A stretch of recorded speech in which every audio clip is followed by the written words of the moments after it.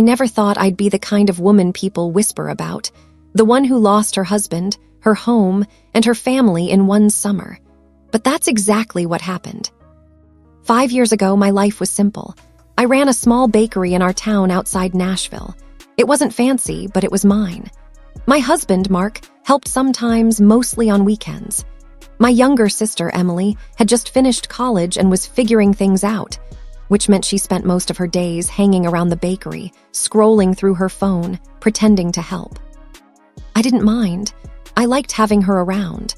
Or maybe I liked feeling like I was the one keeping things together. Things started to fall apart when the storm hit. Literally, a flash flood tore through the strip where my bakery was located. By the next morning, half the building was underwater. The insurance company fought me on the claim, saying the damage didn't qualify as flood-related. Within a month, I was out of business. I remember sitting at the kitchen table one night, the bills spread out like a crime scene. Mark walked in, looked at the mess, and sighed. "Maybe it's time to move on," he said. "Move on," I repeated. "From what, my entire life?" He didn't answer. The weeks that followed were a blur: phone calls, letters, rejection after rejection. I applied for loans, part-time jobs, anything. Mark started coming home later, saying he was helping a friend with a project. I believed him. I shouldn't have. The truth came out the way these things always do, by accident. I went to my parents' house one afternoon and found Emily's car in the driveway. Nothing unusual. But when I walked in, they were sitting together at the kitchen table, holding hands. For a second, I thought I was seeing it wrong. Then Mark looked up, startled, and Emily pulled her hand away like a child caught stealing candy. I just stood there. "You've got to be kidding me." No one said a word. My mother tried to say something, but I walked out before she could. By the end of that week, Mark packed his things. Emily moved in with him a month later. My parents, unbelievably, defended them. "You can't control who people fall in love with," my mother said. I moved out of town not long after. I took what little I had left, my car, a few boxes, and a notebook full of recipes, and headed for Austin. I didn't have a plan, just a stubborn refusal to disappear quietly. At first, I worked at a diner, then a cafe, then a catering company. I baked before sunrise and closed shifts after midnight. Somewhere along the way, a local food blogger wrote about my pastries. Then another one did. Soon I was getting calls, small events, then bigger ones. 2 years later, I opened Juniper and Rye, my own bakery, again, this time with investors and a line out the door. By year 3, we were featured on a morning TV segment. That episode went viral. Suddenly, I wasn't just baking, I was running a brand. It's funny how success makes people remember you. Because last winter, after nearly 4 years of silence, I got a message from Emily. "Hey, we saw you on TV. Congratulations. We're actually in town. We could really use your advice. Things have been tough for us." I didn't answer, not right away. I just sat there reading that message over and over. They had left me when I had nothing. Now they wanted help. Part of me laughed. Another part, the old, wounded part, stayed quiet, calculating. I didn't know yet how I'd respond, but I knew one thing. This time, I wouldn't be the one begging. When I finally agreed to meet them, I chose the setting carefully, my flagship bakery, the same one that had made me a name people recognized. Juniper and Rye wasn't just a business anymore. It was my statement. Every inch of that place, from the polished oak counters to the handwritten chalkboard menu, represented everything I had built after they threw me away. They showed up late. Of course they did. Mark walked in first, dressed in a faded blazer that looked a little too big on him. Emily followed, wearing sunglasses indoors, pretending not to care. They both looked older, thinner, like life had been scraping at them for a while. "Wow," Emily said softly, looking around. "This place is incredible." I smiled politely. "Thanks, I've worked hard for it." We sat. No hugs, no warmth. Just the weight of unfinished business sitting between us like a third person. Quick question. What's the first word that comes to your mind when you hear the word betrayal? Type it in the comments. You've got 10 seconds.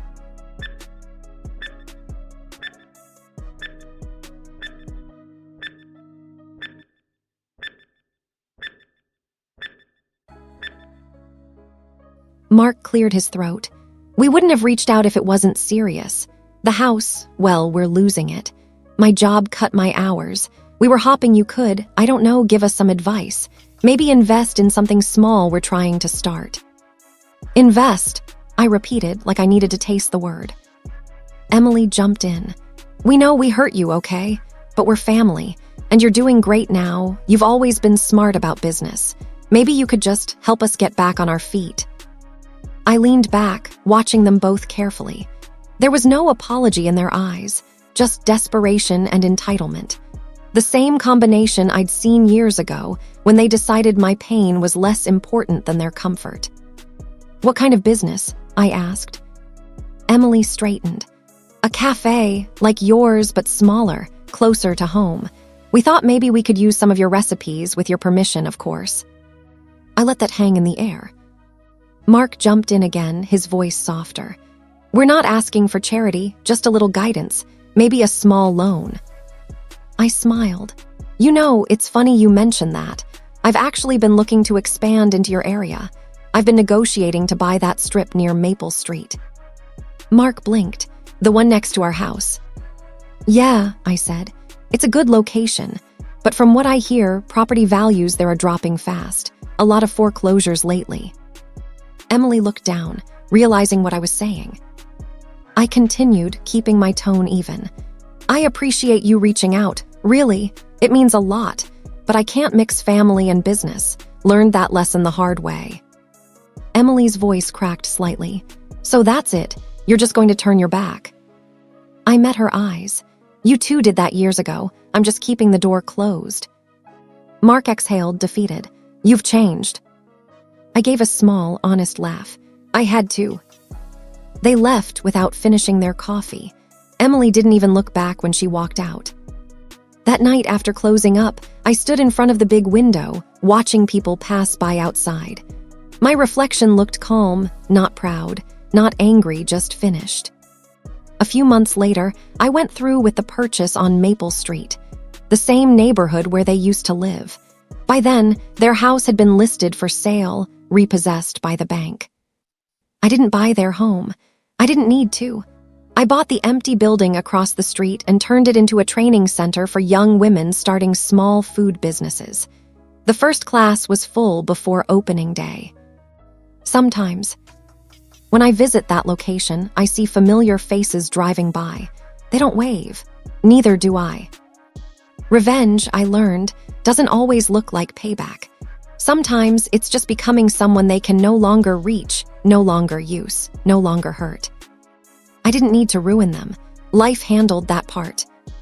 All I had to do was win, quietly. Next story. I never imagined that love could turn into humiliation so quickly. When I first met Daniel, his family seemed warm and decent, the kind of people who took pride in Sunday dinners and family game nights.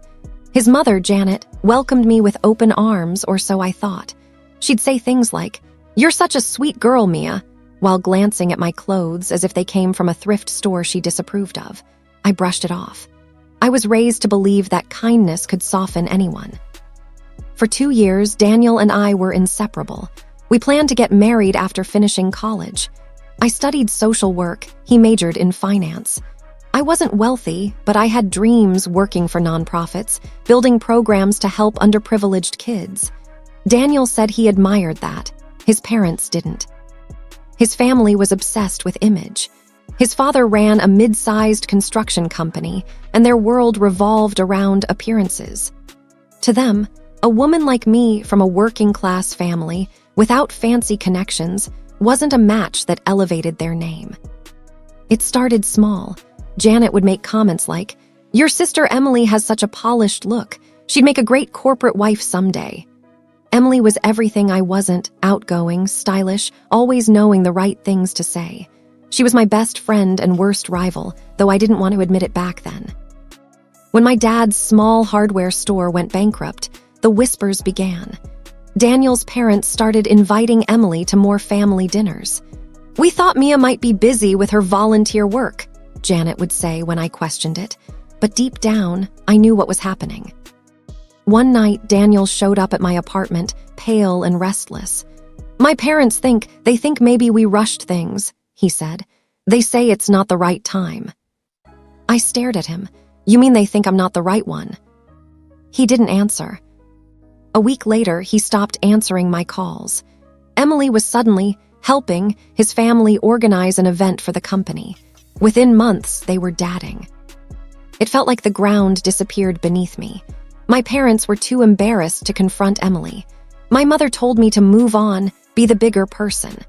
But I couldn't, not with the betrayal so close, not when everyone in town knew my sister was with the man I'd loved. When their engagement announcement appeared in the local paper, I packed my bags and left town. I didn't go to the wedding. I didn't even say goodbye. I moved to Chicago with what little savings I had and started over. I worked long hours at a community center, then took side jobs writing grant proposals for small nonprofits. I lived in cheap apartments, ate noodles most nights, and poured every bit of pain into work. Helping people who'd lost everything, families who'd been told they didn't matter, became my purpose. Over the years, I learned to stop thinking about them. I built programs that changed lives.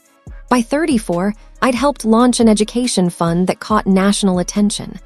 One of my projects, a scholarship program for low-income districts, got picked up by a major foundation.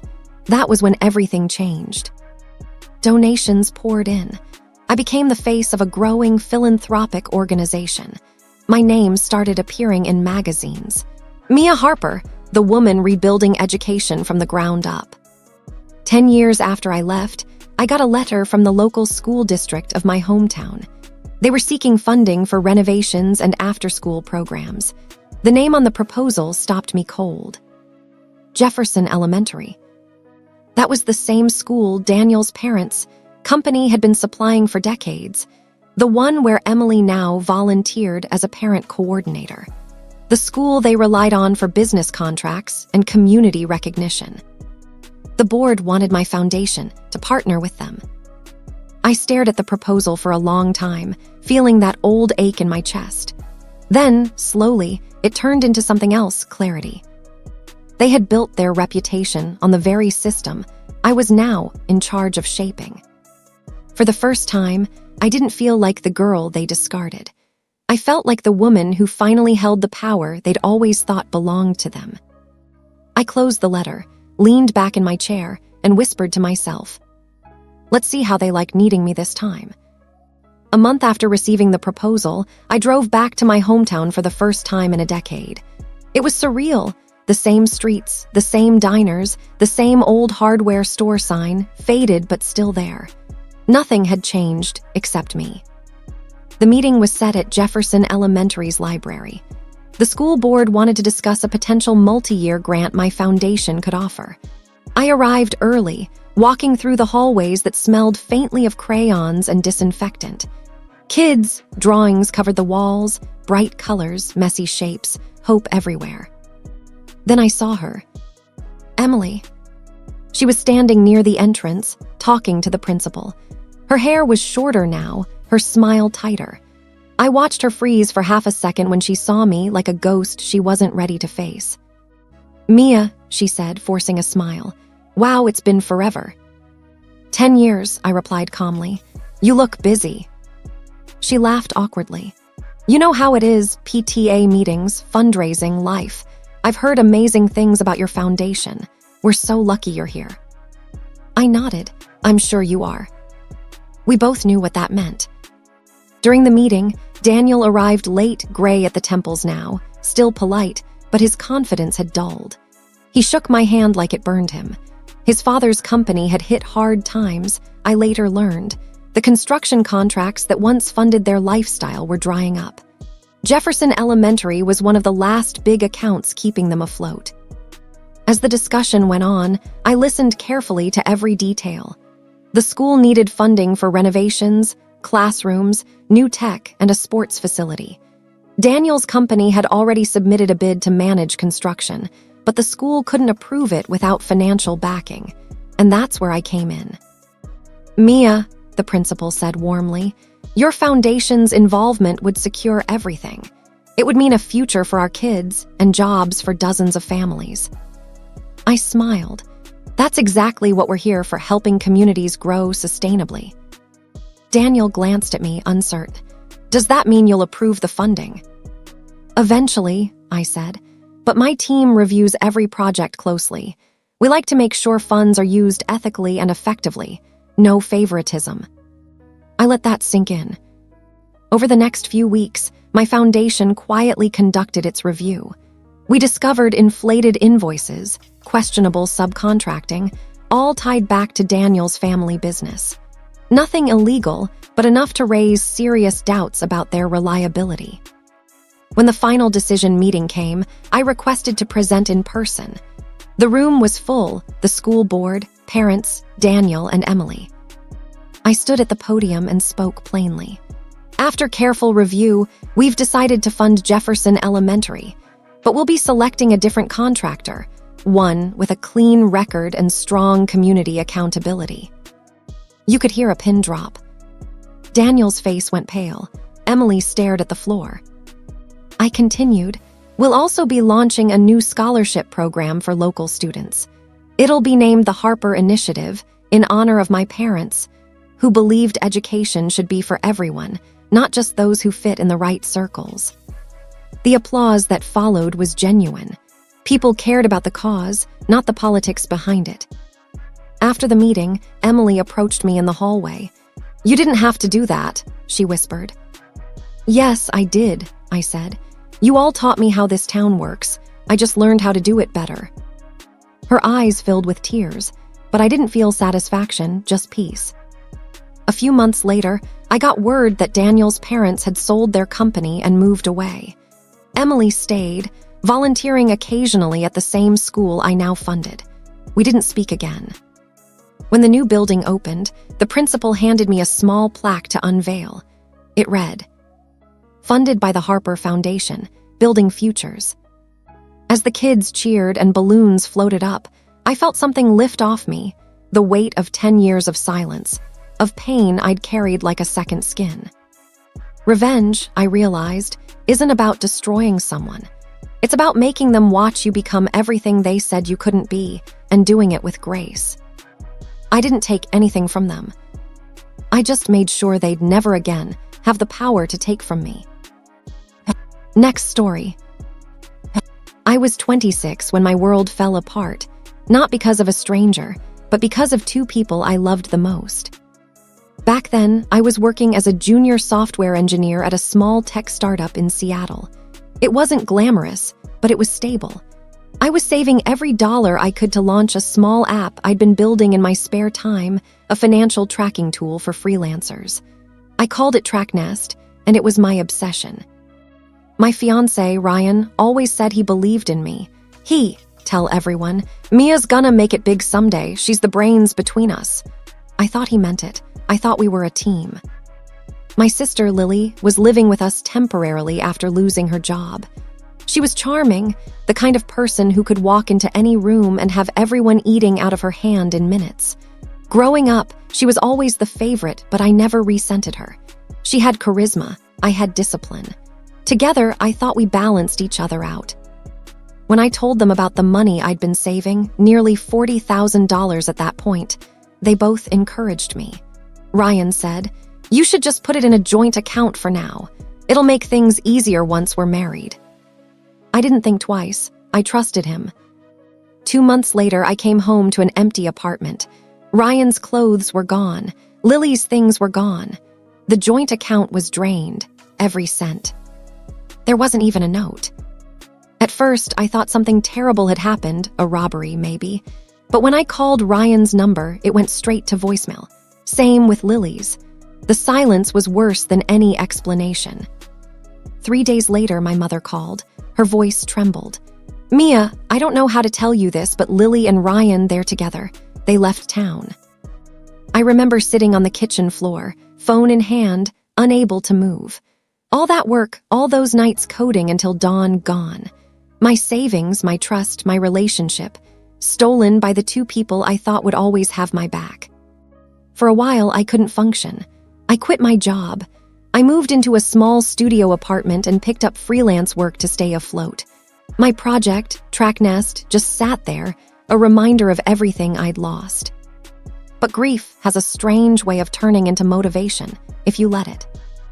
One night, a client mentioned a new incubator program for minority founders. "You've got the skill," he said. "You just need the push." That conversation changed everything. I applied, got accepted, and for the next 2 years, I poured everything I had into rebuilding TrackNest, cleaner code, better UI, smarter algorithms. I worked with financial advisors, UX designers, and people who actually believed in me. By the time I turned 30, I had launched TrackNest 2. Within a year, it exploded. It wasn't just a budgeting app anymore. It was a full-fledged business management platform for small contractors and freelancers. We signed partnerships with banks, then with insurance companies. And then, out of nowhere, I saw their names again. Lily and Ryan had opened a small consulting firm, helping startups with project management and budgeting systems. They were using my old prototype, the same one I once shown them over dinner when I still believed they cared. Their company was called Nest Pro Consulting. At first, I laughed. The audacity was almost impressive. But then I realized something. Their entire model depended on a single software integration system that I, and only I, own the patent for now. That was the moment I knew exactly how I'd finish what they started. Not with shouting, not with revenge plans or public humiliation. I'd do it the way they'd never see coming, professionally, quietly, and completely. I started drafting an acquisition proposal that would reach their business without them realizing it came from me. And as I typed, I couldn't help but smile. 10 years ago, they stole my money to start a life together. Now, I was about to buy the foundation right out from under them. When I found Nest Pro's demo site, it felt like a punch in the gut, not because they'd copied parts of my old prototype, but because they'd done it clumsily and then presented it as a finished product.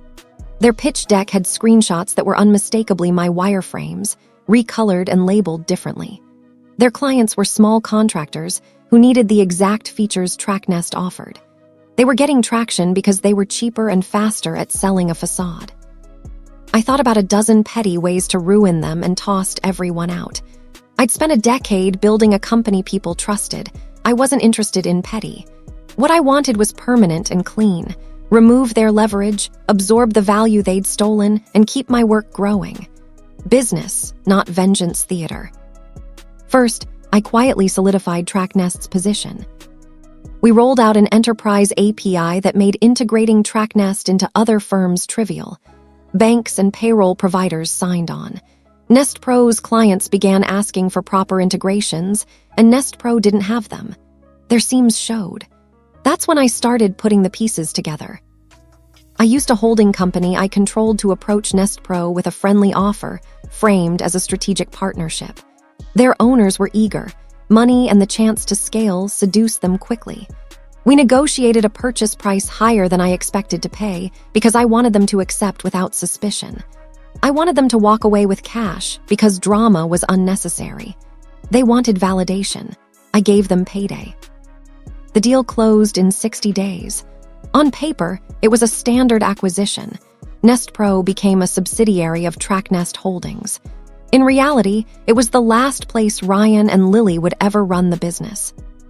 The transition period was polite. We set up an integration plan, migrate Nest Pro clients to TrackNest's secure infrastructure, update contracts, train support staff. I offered Ryan and Lily positions as regional managers for 90 days to shepherd the transition. They took them, smiling at the cameras during the press release like they'd won. That's when the work I'd done for years paid off. Our legal and compliance teams, the ones I'd built because I never wanted to be taken advantage of again, found multiple instances where Nest Pro had used unlicensed portions of my original code in their deployments. The contracts we put in place as part of the acquisition included clear clauses about intellectual property and indemnification. There was no courtroom, no spectacle, just contract enforcement. I enforced the terms. I didn't relish it.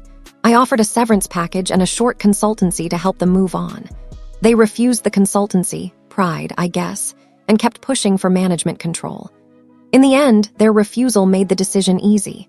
Under the terms of the acquisition, repeated breach of IP clauses allowed us to terminate their roles for cause.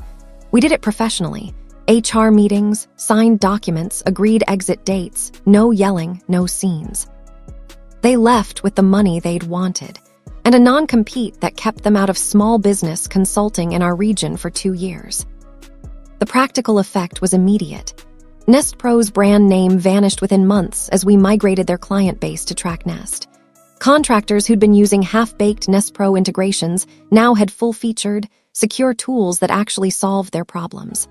The clients were happier, retention rates climbed, and TrackNest grew into the market Nest Pro had targeted. The company Ryan and Lily had sloppily cobbled together stopped being a threat overnight. I ran into Lily once, 6 months after she left. She was at a coffee shop near our old city, thinner and quieter than in the photographs they used to post. She approached hesitantly, like someone expecting a slap. Instead, I offered her a coffee and a job reference, not a real position, just something to help her rebuild her CV. She cried then, quietly, and I didn't offer the satisfaction of saying I told you so. I gave her a document that might help her find honest work. She left with it folded in her purse like a talisman. Ryan moved out of state. A year later, a mutual acquaintance told me he'd started working remote for a mid-size logistics firm, doing entry-level project management. No headlines, no startup glory. That was fine. They both had the payout from the acquisition. It bought them a reset. It wasn't vengeance. It was consequence. As for me, TrackNest kept growing. We hired more engineers, opened an office in Austin, and launched a grant program for freelance developers, the kind of people who reminded me of my younger self. Hungry, careful with money, and full of ideas. I didn't build the company to punish people. I built it to be useful and durable. What happened to Ryan and Lily was the predictable result of choices they made. When I look back, the thing that matters most isn't that I stopped them. It's that I protected my work and created something that couldn't be stolen by shortcuts. Their theft lit a fire under me, but it didn't make me cruel. It made me thorough. If there's a moral here, it's practical. Trust, in business and in life, should be earned and documented. And when it's broken, the cleanest solution is to build something better, then let that success do the rest.